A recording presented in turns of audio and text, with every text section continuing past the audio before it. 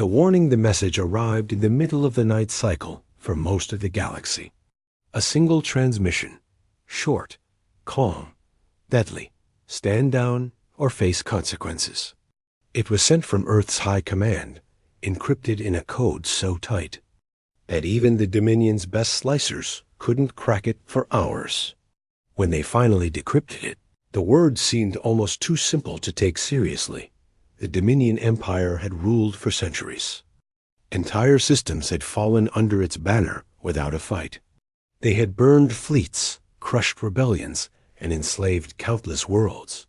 To them, Earth was nothing, a small blue planet in the outer spiral, a people known more for their stubborn pride than their military strength. In the Galactic Council chambers, the message was played again. The delegates laughed. They think they can threaten us? Sneered Lord Carvin, High Admiral of the Dominion.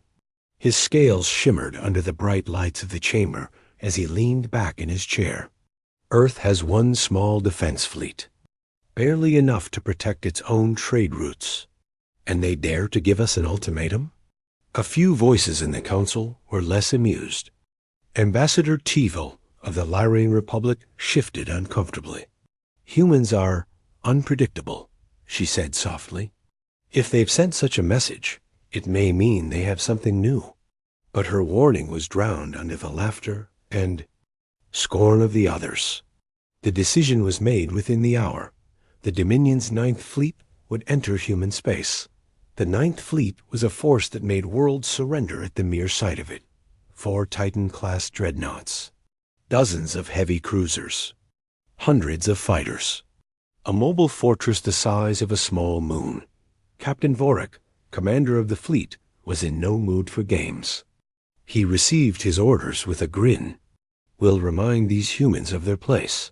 There will be no survivors. On Earth, the atmosphere inside High Command was very different. No laughter, no arrogance, only quiet confidence. Commander Reese stood in the operations center, hands clasped behind his back, eyes fixed on the 3-dimensional star map hovering in the air. Small red lights marked the incoming Ninth Fleet. The distance to Earth shrank with every passing minute. A junior officer stepped forward. "Sir, the fleet will cross into our borders in 21 minutes. Reese didn't flinch. Maintain blackout protocols. No transmissions. Let them come. Around him, officers moved quickly and silently. Every station was manned. Every system was on standby. Yet there was no panic. No fear. It was as if everyone in the room already knew the outcome. In the deep void of the Orion corridor, the Ninth Fleet cut through the dark. Sensors scanned ahead, mapping every asteroid and dust cloud. The human border was just a few light minutes away. Captain Vorik opened a channel to his entire fleet. "This will be quick," he said. "We will erase their defenses and broadcast their surrender. The galaxy will see that no one defies the Dominion." But in the command pit of his flagship, a sensor officer frowned. "Sir, I'm picking up distortions ahead." "What kind of distortions?" Vorik demanded. The officer hesitated. "Unknown, space-time fluctuations. Like gravity waves, but localized." Vorik laughed. "Tricks. The humans are trying to scare us." Back on Earth, Commander Reese glanced at his chief engineer. "Is the Horizon Array charged?" "Yes, sir," the engineer replied. "Full power. The field is stable." Reese's lips curled into the faintest smile. "Good. Let's see if they understand what stand down really means." The Ninth Fleet crossed the human border. Every ship's long-range communication cut out instantly. On the Dominion Central Worlds, operators stared at their screens in confusion. The Ninth Fleet's signals blinked once, twice, and then went dark. No alerts. No distress calls. Nothing. In the Orion corridor, the fleet slowed. The distortions grew stronger. Stars seemed to stretch and blur around them. A junior pilot screamed over comms. "Something's pulling us." His voice cut off mid-word. his ship vanished from the scanners. Panic spread. One by one, ships began disappearing, not exploding, not breaking apart, simply gone. On Vorik's flagship, the bridge lights flickered. The view screen warped, showing strange shadows moving in the darkness beyond the hull.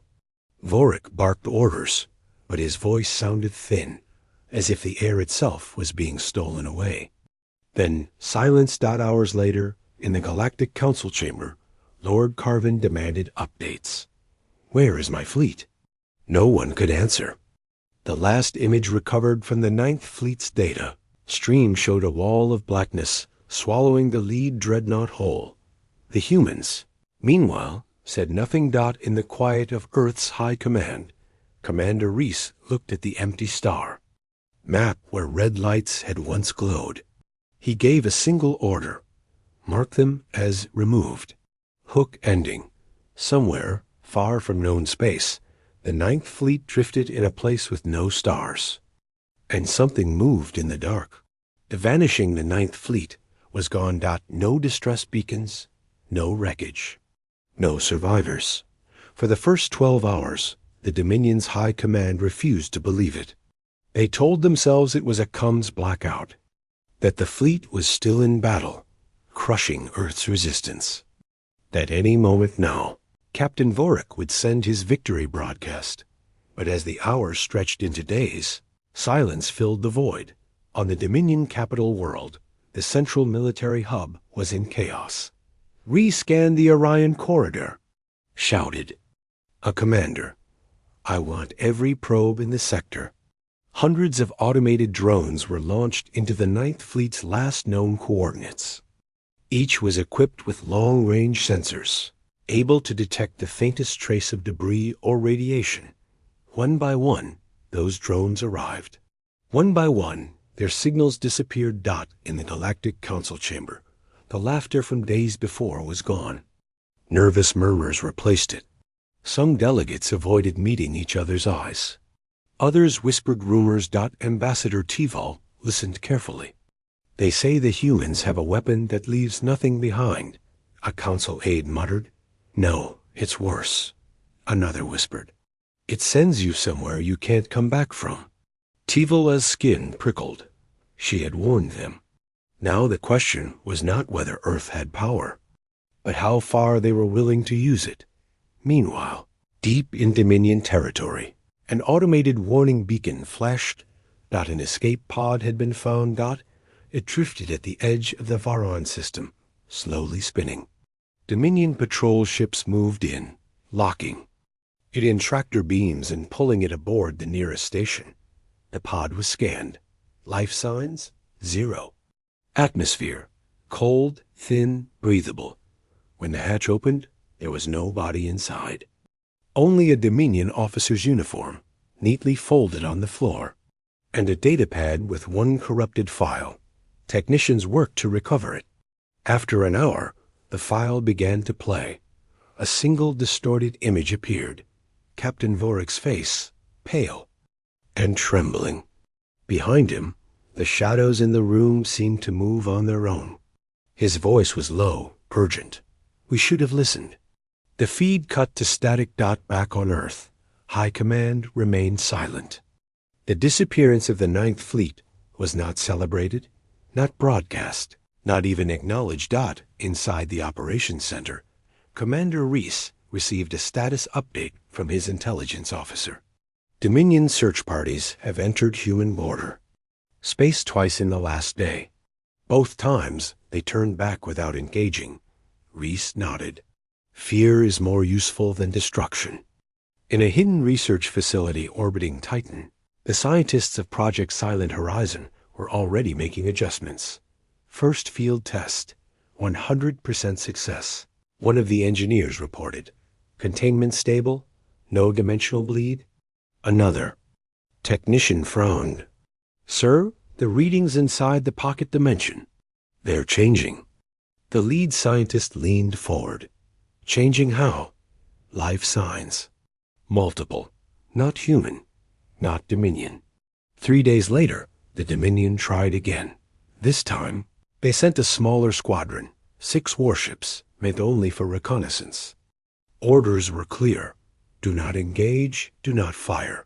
Gather data and return. They never returned. In the council chambers. Fear was no longer whispered. It was shouted. Lord Carvin slammed his fist on the table. We will not be humiliated by a single planet. This is not magic. This is technology. And technology can be broken. Ambassador Teval spoke quietly, but her words cut through the noise. And if it cannot be broken? Carvin glared at her. Then we burn their world to ash. But before the council could vote, a transmission came in. It was sent from deep space, unencrypted, on all channels. Static filled the image, but a voice came through clearly. It was Captain Vorik again. This time he was screaming, "Don't send anyone else. Don't open the gate. They're not ships. Anymore, they're..." The transmission ended with a sound that no one could identify. Some said it was metal twisting. Others swore it was breathing. Back on Earth, Commander Reese stood in the observation deck, watching the curve of the planet. Below, his second-in-command approached. "They've seen the warning now," she said. Reese didn't look away. Warnings are for those who can still make a choice. Cliffhanger ending. In the dark expanse beyond the Orion corridor, a new ripple formed in the void. Something began to push its way out, and it wasn't human or Dominion. The investigation, the Galactic Council, could no longer pretend this was a mistake. 2 fleets had entered human space. 2 fleets had vanished without a trace. No wreckage, no bodies, no answers. And now there were whispers of a weapon that didn't just kill, but erased. Ambassador Teval stood in the council chamber as the noise of alien voices echoed around her. "We must confront Earth," one delegate shouted. "No, they will see it as a challenge," another argued. Finally, the council voted. A neutral investigation team would be sent to speak with Earth. Teval was chosen to lead. She had met humans before. She knew they were direct, but she also knew they hid more than they showed. The investigation ship Luminous Path entered human space slowly, every sensor active. It carried no weapons, only diplomats and scientists. Still, the crew felt uneasy. The last known location of the 9th Fleet was not far from their route. Teval stood at the viewing deck, watching the distant glow of Earth grow larger. The planet looked peaceful, green, blue, and calm. It was hard to believe this small world had erased 2 fleets. Earth's high command welcomed them without delay. The meeting was set inside a sleek chamber overlooking the city of Geneva. Commander Reese greeted Teval with a handshake. "Ambassador, I understand you have questions." Teval didn't waste time. 2 fleets entered your space. Neither returned. What happened to them? Reese's expression didn't change. They crossed a line they should not have crossed. "That's not an answer," Teval pressed. "It's the only answer you'll get," Reese replied calmly. "We warned them. They ignored us. Now they are gone." Teval studied him carefully. He was not lying, but he was not telling her the whole truth either. "Gone where?" she asked. Reese turned to look out the window at the planet below. "Not here." The tone in his voice sent a chill down her spine. Later, while the official talks continued, the Luminous Path's science team received a report from their long-range scanners. A faint energy reading had been detected, not from Earth, but from deep in space, close to where the 9th Fleet had vanished. The reading matched no known weapon in the galactic database. Teval made her choice. She would go there herself. The Luminous Path left Earth's orbit quietly, claiming it was testing navigation systems. In truth, it was heading straight for the source of the anomaly. Hours later, the ship arrived. The stars here seemed wrong. They bent and shimmered like they were being pulled by something invisible. The science officer frowned. I've never seen gravitational patterns like this. It's not a black hole, but it's not normal space either. The anomaly pulsed. Once faintly, and their instruments recorded a strange echo, almost like a signal. Suddenly, the ship's AI spoke. Unidentified transmission detected. The crew listened. It was garbled, broken, but it was a voice. Don't open. Gate. The voice was followed by heavy static, and then something else. A sound like claws dragging across metal. Tival's heart pounded. What is this place? She whispered. The science officer hesitated. The energy signature matches old records from a civilization that disappeared millions of years ago. They were rumored to have created dimensional traps. Dimensional traps. Weapons that didn't destroy, but removed. Tival now understood. The humans had found one, and they had learned how to use it. Back on Earth, High Command received word that the luminous path had gone off course. Commander Reese's aide looked uneasy. Shall we recall them, sir? Reese shook his head. No, let them look. It won't change anything. The luminous path's readings grew unstable. The ship trembled as the anomaly's pull increased. Engines. At full, the pilot shouted. We need to get out of here. The anomaly pulsed again. The viewing deck darkened, as if the stars themselves had gone out. For a moment, Tival thought she saw shapes moving inside the blackness. They were large, wrong, and moving closer. The pilot pushed the engines hard, and the ship broke free of the pull. The stars snapped back into place, and the anomaly faded into the distant dot in her private quarters. Tival recorded a message to the Council. Earth possesses a weapon capable of removing entire fleets from existence. This weapon is not of human origin. It is far older, and possibly alive. The Ninth Fleet did not die. They were taken. I believe they are still somewhere, and I do not think they are alone there. Cliffhanger ending. Far beyond the Orion corridor, inside the void, something opened its eyes. And for the first time, it looked back at us. The truth hints. The Galactic Council received Ambassador Tival's report in silence. No interruptions. No laughter this time. Her words carried. Wait. A weapon older than the Council itself. A void that swallows ships whole. And something living inside. Lord Carvin of the Dominion sat back in his chair, his scaled fingers curling into fists. You're saying the humans control this thing? Tival met his gaze. Control may not be the right word. They use it, but I am not certain they fully understand it. The room filled with low voices. Some delegates demanded war. Others urged negotiation. The idea of a weapon that could erase an entire fleet without leaving wreckage was terrifying. Meanwhile, on Earth, High Command was already preparing for the Council's next move.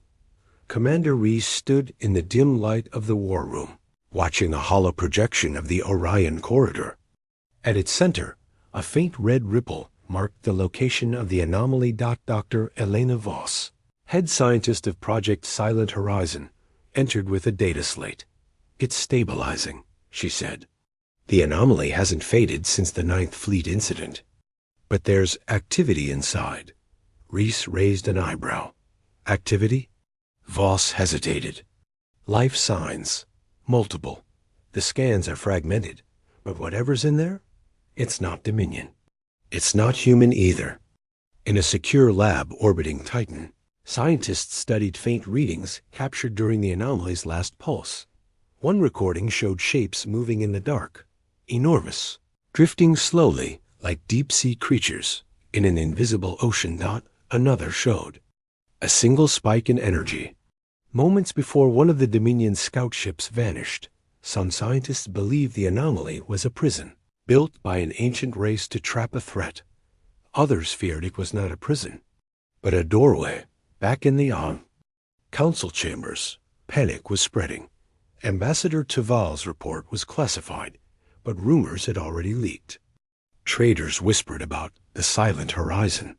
Pirates spoke of a cursed sector where ships vanished without a fight. In dark corners, there were stories that some of the missing were still alive, screaming into the void. The luminous path remained in orbit above Earth, under heavy human escort. Tivol met with Commander Reese again, determined to push harder. "I've seen it," she said. "I've felt its pull. This weapon is dangerous, even for you." Reese's expression didn't change. "Danger is why it works. Fear keeps fleets from crossing our borders." Tivol leaned forward. "Do you know what's inside it?" Reese was silent for a long moment. Then he answered, "We know enough. Enough to know they will not escape." Later, in a restricted, underground vault beneath Geneva, Tivol was quietly escorted by a human intelligence officer. "You want to know the truth?" the officer asked. "Here it is." They entered a dark chamber lined with massive screens. On one, a blurry feed showed the Ninth Fleet, or what was left of it, drifting in the black void. Some ships looked intact, others warped, their hulls bending like soft metal. And around them were the shapes not too large. Too fast, too silent. Tivol felt her chest tighten. "What are they?" The officer's voice was low. "We don't know. But they were already there when the first Dominion ships arrived, and they're getting closer to what's left of the fleet." Back in the war room, Commander Reese received a report from Dr. Voss. "The anomaly is growing," she said. "Slowly. If it keeps expanding, it could reach our border stations in a year." Reese frowned. "And the Council?" "They're still arguing," Voss replied. "Some want to ban your weapon. Others want it for themselves." Reese gave a cold smile. "Let them come for it. They'll vanish like the rest." That night, as the luminous path prepared to depart, Tivol stood at the viewport, staring at Earth below. She had come seeking answers. She was leaving with more questions, and one deep, unsettling fear. If the humans were using an ancient trap, what if it wasn't just a weapon? What if it was calling something to them? The hidden weapon the Dominion had heard enough. Lord Carvin slammed his fist against the council table. "Enough delays. We will strike Earth directly. No more probes, no more scouts. A full assault." The council was split. Some feared Earth's strange weapon. Others saw it as a challenge. In the end, fear lost to pride. The Dominion announced the launch of the 10th Fleet, larger than the 9th, armed with new technology designed to block dimensional attacks. On Earth, High Command watched the news feed with cold eyes. Commander Reese stood before the massive holodisplay in the war room. Red markers glowed, showing the 10th Fleet gathering at the edge of Dominion space. Dr. Alina Voss entered, carrying a datapad heavy with classified files. "They've adapted," she said. "Their ships are fitted with dimensional shielding. Our first version of Silent Horizon may not work on them." Reese didn't look concerned. "And the second version?" Voss hesitated. "It's untested. We've made changes, deeper field penetration, stronger collapse energy, but the side effects?" "What side effects?" Reese asked. Voss took a breath. "We don't know if we can control what's inside the anomaly. The more we open it, the more active it becomes." Deep in a hidden facility on Titan's far side, Silent Horizon was kept in total isolation. It wasn't a single machine. It was an entire network of energy arrays, particle accelerators, and gravity wells, all built around a strange, ancient artifact. The artifact looked like a broken ring, black as obsidian, its surface etched with shifting symbols that no human could read. It pulsed faintly, like a heartbeat. Earth hadn't built it.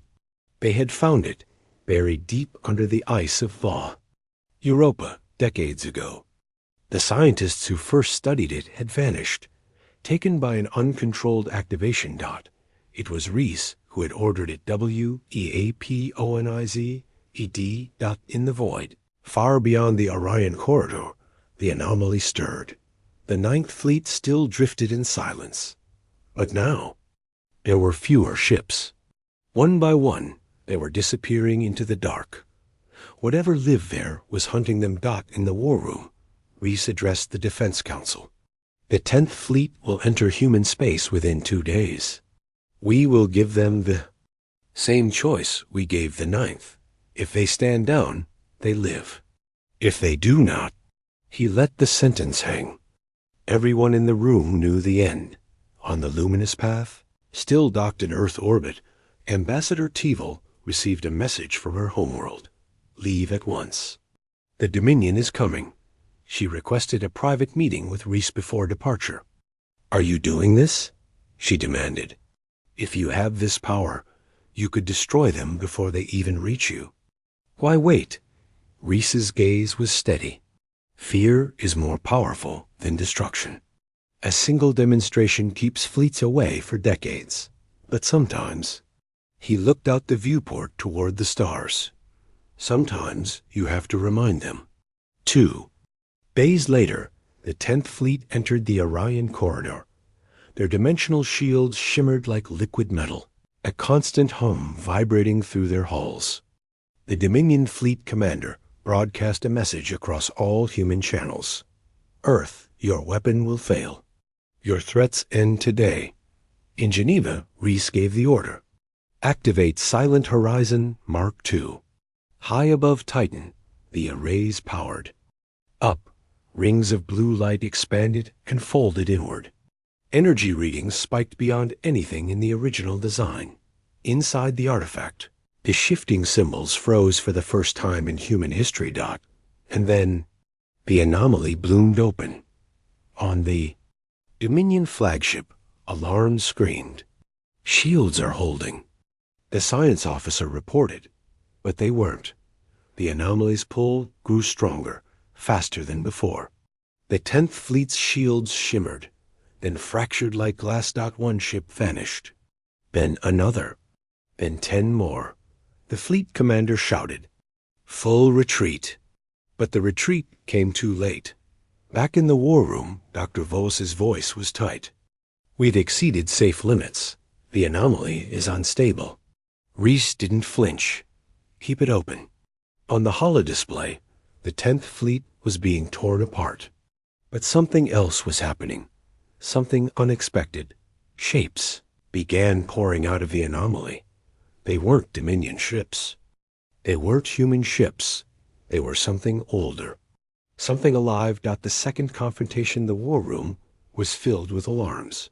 Red lights flashed. The anomaly on the holoscreen had stopped shrinking. It was growing.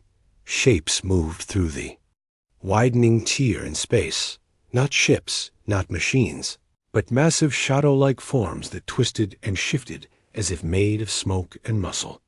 They had no eyes, yet somehow everyone who looked at them felt seen. Commander Reese's voice cut through the noise. Close it. Now. Dr. Voss's hands flew over the controls, but her face went pale. It's not responding. The artifact. It's locking itself open. Reese's jaw tightened. How long until they reach Earth? Voss swallowed. Minutes, maybe less. In the Orion corridor, the Dominion's 10th Fleet had stopped firing at Earth entirely. Their weapons now targeted the incoming creatures. On the Dominion flagship, Fleet Commander Jern barked orders. Concentrate fire on the lead. Do not let them through. But the blasts seemed useless. Energy beams passed through the shapes, as if they were made of mist, yet each hit made the creatures move faster. One shadow swept across a Dominion cruiser. The lights on the ship went out instantly, and moments later, it crumbled into drifting fragments. Back in the war room, Reese spoke into the open channel to the Dominion fleet. Pull back. Fall in behind our defense line. You want to live? Do. As I say? There was hesitation, but survival instinct was stronger than pride. Dominion ships began falling back toward human positions. It was the first time in history that Earth and the Dominion fought side by side. From Earth's defense stations, long-range artillery opened fire. The blasts weren't meant to destroy.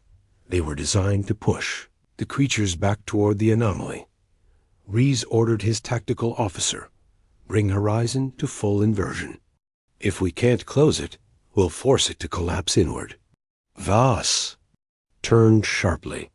"If we collapse it at this scale, the energy release could take half the corridor with it, including our ships." Rees didn't hesitate. Better a dead corridor than a galaxy full of these things. One of the shadow creatures broke past the defense line. It moved like liquid darkness, slipping through weapons fire. As it neared a Dominion frigate, the ship's captain activated self-destruct. The explosion scattered the creature into thin wisps, but moments later, it began reforming. "That's not going to stop them," Voss said, her voice tight. "We need to act now."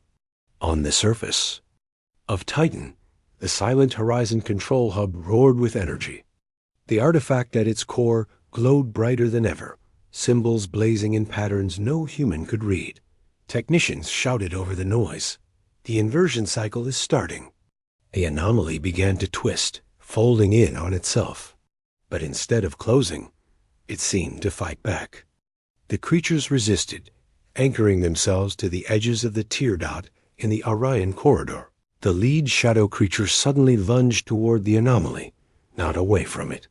It was protecting the opening. Rees's eyes narrowed. There. Not escaping, they're guarding it. Voss looked at him sharply. Then something else is coming through. The anomaly pulsed violently. Every ship's sensors spiked into overload. And then a deeper shadow emerged, massive, dwarfing the others. Its shape jagged like broken stone, and its skin streaked with faint, glowing lines. The smaller creatures swarmed around it like soldiers around a king. Rees stared at the Hala. That is their leader. The Dominion Fleet Commander's voice came over the channel. "Human, what's your plan?" Rees took a breath. "We're going to give them exactly what they want, and then make sure they choke on it." The plan was desperate. They would invert the anomaly's field entirely, pulling everything inside, ships, creatures, debris, into the pocket dimension, then collapse it from within. The risk. Someone had to stay inside to trigger the final collapse. Rees turned to Voss. "Prep the trigger team." "I'll lead it." Voss shook her head. "You won't come back." "I know," Rees said quietly. "But neither will they." The final message, the trigger team's ship crossed the event horizon of the anomaly. The moment they entered, the stars disappeared. Light itself felt thinner here, swallowed by the black ocean that stretched in every direction. The wreckage of the 9th and 10th fleets drifted silently. Some ships were intact, others warped beyond recognition, their hulls twisted as if melted and reshaped by unseen hands. And among them, the shadows moved. Commander Rees stood at the forward viewport, his jaw tight. "Target the leader. Keep its attention on us." The pilot nodded, sending the ship weaving between broken cruisers. Behind them, smaller shadow creatures followed, their movements unnervingly smooth, like hunters herding prey. The leader appeared from the dark. It was massive, easily the size of a Titan-class dreadnought, its jagged form lit with faint glowing cracks that pulsed like a heartbeat. The smaller shadows swirled around it, protectively. Dr. Voss's voice came over the comm from the Titan control hub. "Rees, you're in range. Are you sure you want to do this?" Rees didn't look away from the viewport. "If we close this thing from the outside, it might open again. From the inside, it stays shut." The leader moved toward them.